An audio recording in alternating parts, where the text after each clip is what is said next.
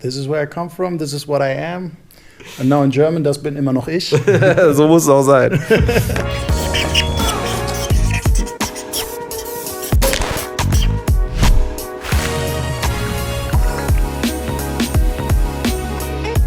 Yamas Leute, today with Loco Dice. Loco Dice, please introduce yourself. Hey, my name is Loco Dice. I'm from Düsseldorf, Germany, DJ and producer and wine lover. So there is a small story behind the two of us. I don't know if you remember. It's fucking 20 years ago. There was a gig here in Düsseldorf. And a good friend of us, Fotios, asked me, can you drive Loco Dice to a gig and then we get free passes and free drinks? And I was like, yeah, why not? And I had a very small car and then I took you there. Do you remember this? No. In Essen. It's fucking long time ago. But still, 20 years, man. But still, when friends are around, hey, I drive you, I can expect only a small car, which is fine. I'm good. As long as I sit in the front, everything was fine, but you were sitting in the back. Yeah, really. It's fucking 2 years. It was amazing. So the main question that I have is how you became a wine lover. it started maybe in 98, 99. Hold this for a second and okay. I pour wine. Sure. Because then it's not 98, so 99. And to be honest with you, it was the time when Timo Maas took me under his wings. And Timo is, how can I say, alcohol lover. He's not an alcoholic, but he loves spirits. Yeah. He loves wines. He loves whiskey. He loves anything with that. And he's like we say in German, ein gemütlicher Mensch. He likes to eat. And he started to introduce me into wines. Yes, please. Yeah. You know, I had the possibility and the opportunity to tour all around the world and have dinner in fancy, expensive places with fancy, expensive wines. Yeah. And then I started to say to myself, who knows how long this lasts? It's gonna last. So let's get to know it, you know? And I started to understand what wine is. In the beginning, it was difficult. And then he was saying to me always, you know, I can't teach you. I'm also not a wine expert. You learn by drinking. Truly words. And this is what happened then. I started really by drinking to understand how does it taste, what is the texture, and then people start to tell you stories about the wine. And yeah, slowly you're like, wow, okay, I like this. You understood what grape is your favorite, what region is your favorite, and it became a hobby. Yeah. And then you start to collect wines, select wines, order wines, buy wines, put yourself in wine clubs. Spending a lot of fucking money for it. A lot of fucking money in wines, comparing wines, and then it became like a challenge, you know, when you are somewhere in a hotel private where you have to pay, you know the prices, and you're like, motherfucker. Yeah, must. It's a Spanish wine, and there is also a small story behind it. Okay. You gave me one when you visited me back in the days in my restaurant. You came with a Spanish wine, and I'm not sure anymore, but I think it was also from Priorat. Don't remember. I'll show you later on. Maybe we find it out. Yeah. And that's why I brought it, because I thought maybe this is your style. So it is my style. Yeah. Totally heavy, texture, creamy. But it's not too fat, so it's drinky still. Yes, drinky and goes straight to the head. Yeah, this is the goal, huh? Sometimes.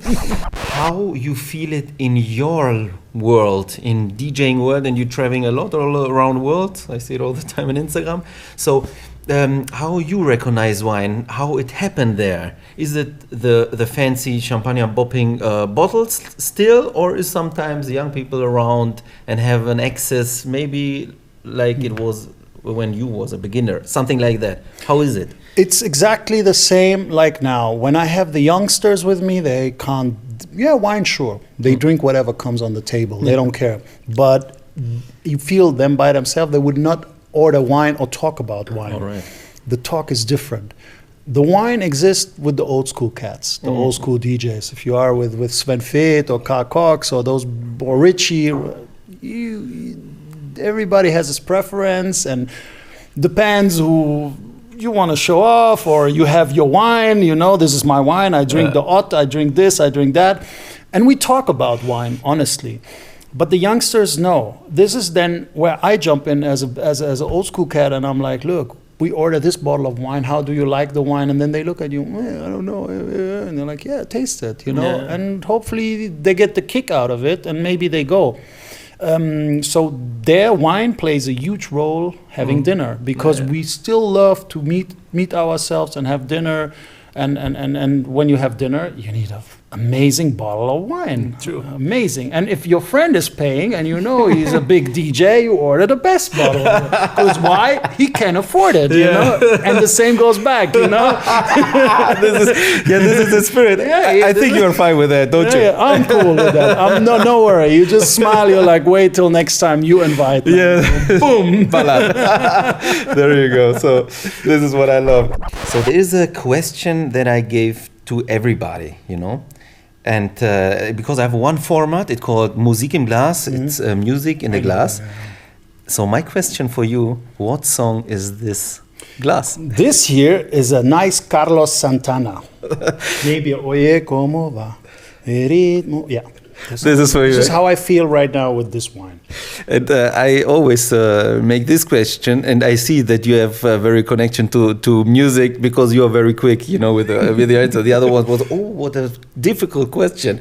So, you know, the thing is this: you have your top 20 in your head, the music that you always listen to, you know, and it comes with the top 20 of wines. And when this is the first time I'm trying this wine, but I try to compare it to a wine or to a taste that I feel. And I told you from the beginning, that's my style. Yeah. So it's familiar. So it's very easy to bring it with a wine. In the beginning, you know, it's not a Bob Marley. No. Bob Marley needs to be more heavy, needs to be more like. But the kind of smoothness as well, right? That's why the Carlos Santana. It got a big band. It got the percussions. It's not the dubby thing, the reggae thing. You know, I feel reggae. A lot of people think reggae has something to do with being high with light. No, I feel reggae is very heavy music, very deep music. You know, while an orchestra with Carlos Santana is more. The percussion drives you. This is being light in this wine, you know. Oh, we're becoming poetic. Oh my God. No, man. I tell you the truth. This is amazing that you bring it on this point. You know, you see, so you can describe and bring feelings with your tongue right now, with speaking to music. This is a difficult part, to create feelings.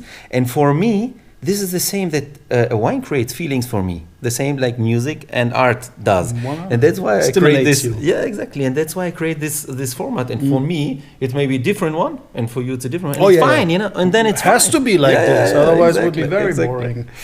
So you said you have your top 10. Still some deep hip-hop beats inside? Oh yeah, man. Yeah. There's hip hop. I mean, hip hop. It starts from Africa Bambaataa, which Yes. is the birth of everything for me. It goes over an Ice-T, which I really grew up. New Jack Hustler. More, it I was remember more. this time. But that record was good. But it was more like tracks like "Mind Over Matter" or "Drama." Yeah. Why? Because it got this heavy beat and his Ice-T's vocals and his lyrics, crazy. Deep. Public Enemy for Hip-hop. sure. Yeah, and then later comes the time when I jump. It's then of course the G-Funk era. And Still love this music. love it. And It's now, classic, you know. And now I'm still young, so I'm totally into this heavy trap. I love trap. I like this lean music or whatever they call it. Yeah. You know, I don't have any doubts, or I'm not a hater. So for me, I'm very open-minded. I digest it. If I like it, cool. I go with it. If I don't like it, I don't make a big deal out of it. Yes, you know? man. I like autotune as well. I like Travis Scott is for me one of the biggest artists at the moment, even though he uses autotune, because a lot of people hate this. But for me, everything is a form of art. Yeah. Last time I was watching your live tasting behind the wall with a amazing vinyl Records, records a lot, you know.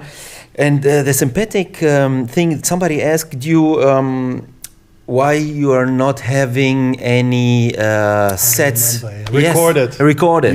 You wrote right Yeah, away. I saw wrote you. it I'm like, he's watching. And, I freaked out. No, man. And then this was the truest and very not only sympathetic, but a very, very good, valuable answer that you said, hey guys, I going around, people pay a lot of money to come and see me live, and then I give around the presets or the recordings. I have this all the time. Yes, you know, man, in a time of internet and everything, Mega. everybody wants something for free. Yeah. Which is okay, you get it for free. I mean, every kid got these days €9.90, Netflix, $9.99, Spotify or Apple Music, so you are listening to music for free, kind of way, which destroyed the music industry already. And your business. And everybody is like, oh, did you record the set, track ID, record the set, track ID. I'm like, no, I don't give track IDs. I don't record my sets because it's exclusive for you, everyone who takes the effort. Some people have no money for that. Yes, so they are like saving their money for 2-3 weeks to go to see their favorite DJ. Crazy. You know, so they pay the money, they get dressed, they're excited and everything. And you are just sitting at home. I mean, also there are people who have not the possibility, I totally understand, but the majority is just lazy. Yeah. They don't go out, they want everything in their room and everything. No, man, no. You come and discover. Well, I had to go every Tuesday and every Thursday to the record store to find those records and fight with Oliver Bonsu and this DJ and this DJ because there are only 3 copies, you know.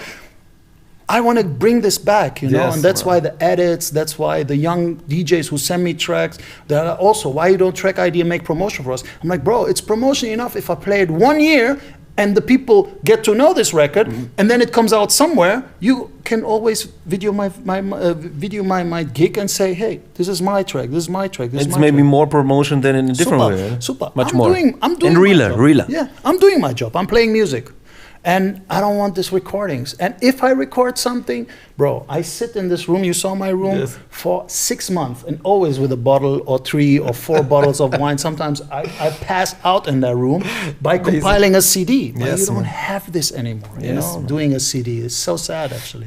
You surely remember the time that you make the mixtapes, you know, meet with friends and somebody brought a new release or something. This is how it works. Still now, huh? When I do mix CDs, my last mix CD was, what was, I don't know, my big, or when I do Radio 1, BBC Radio 1, this is how I do. I compile first the music, and then when I start the first mixes and everything, I have always friends around, and we get drunk, we smoke and everything, and then you jam.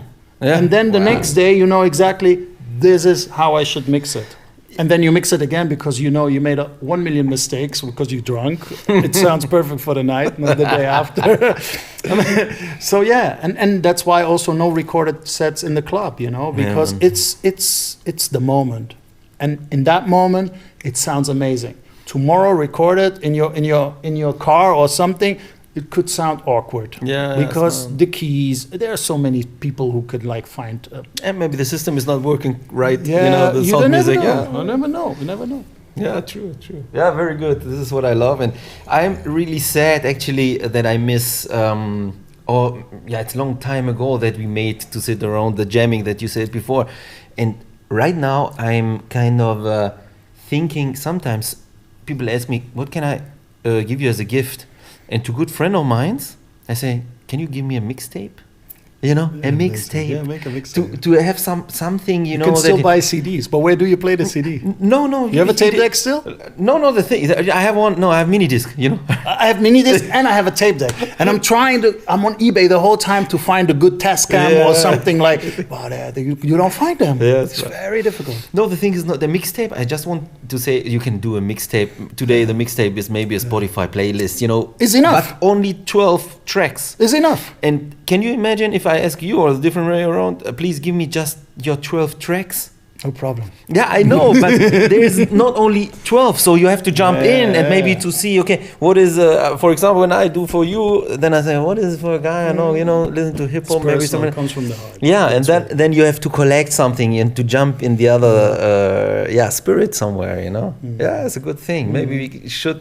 People start again and make mixtapes and share a bottle of wines with that. But only 12, 14 tracks. Yeah, it's not more. Because then it's too much. Yes. All right. Yeah, I think so. I have finished all my questions. It was pretty easy, wasn't it? Easy. So then I have just to say to the people out there, Hip-Hop, Leute. Stell jetzt deine ganz persönliche Weinfrage auf asktoni.de.